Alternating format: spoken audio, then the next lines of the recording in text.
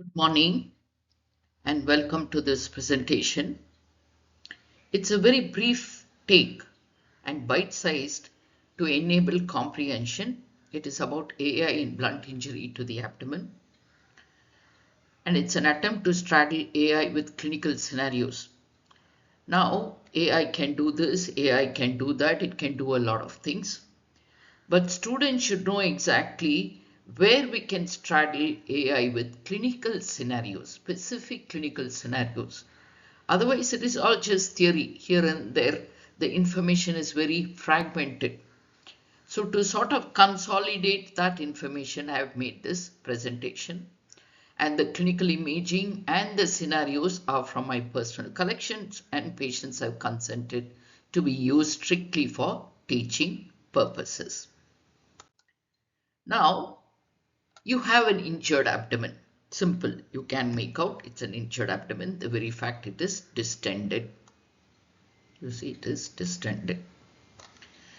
Now, apart from the clinical management, what investigations will help your clinical findings? If you want to look into this abdomen, there are three possibilities. One, you can use a diagnostic peritoneal lavage. The other one is your e-fast, and the third one is your CT scan. Let's have a look. Now, this is the table comparing the different imaging and the diagnostic modalities to look at an injured abdomen.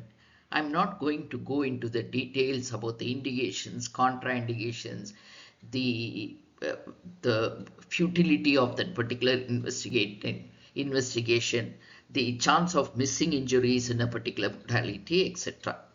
But I do want to tell you how AI can come and help in these conventional investigations to take the diagnostic accuracy to a higher level.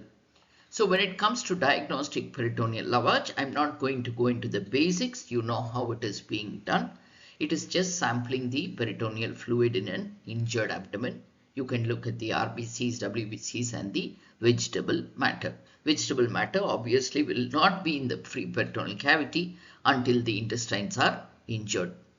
The FAST is an ultrasound which is very structured to pick up fluid in the ultrasound.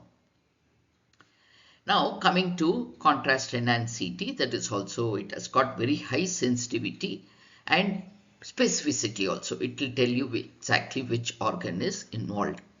Now coming to exactly how AI can sneak in, let's have a look. So as I told you, in your DPL, you take the fluid and send it for analysis. Automated counters are used. You take only 15 minutes. Automated counters will be able to tell you the WBC and RBC count. So AI doesn't come and make it more automatic than this. But where AI comes is picking up vegetable matter.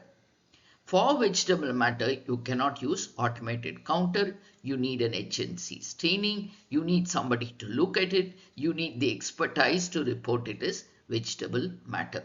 Now that can be easily done using the Raman scattering effect. I'm not going too much into physics and too much into the technicalities of AI.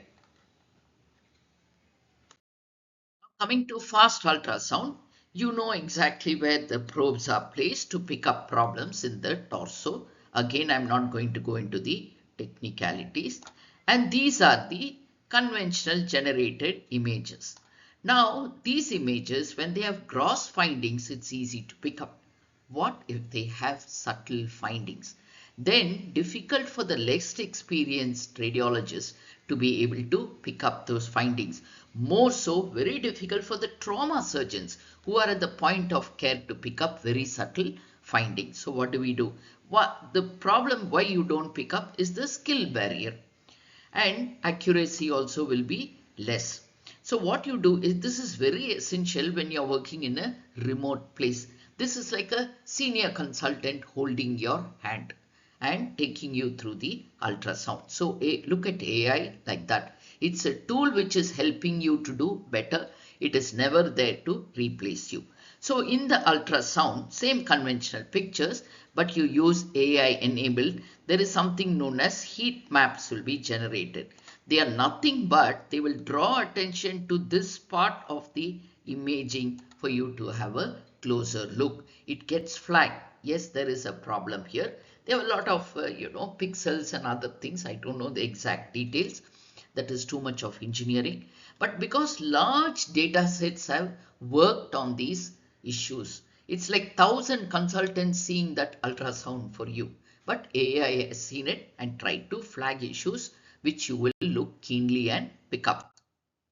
Coming to CT scan, same thing. Interpretation of images, it's the same thing. You enable AI to look at the subtler forms and to inform you, because the conventional CT reporting may have up to 15% of misdiagnosis or false negatives. So thank you all very much.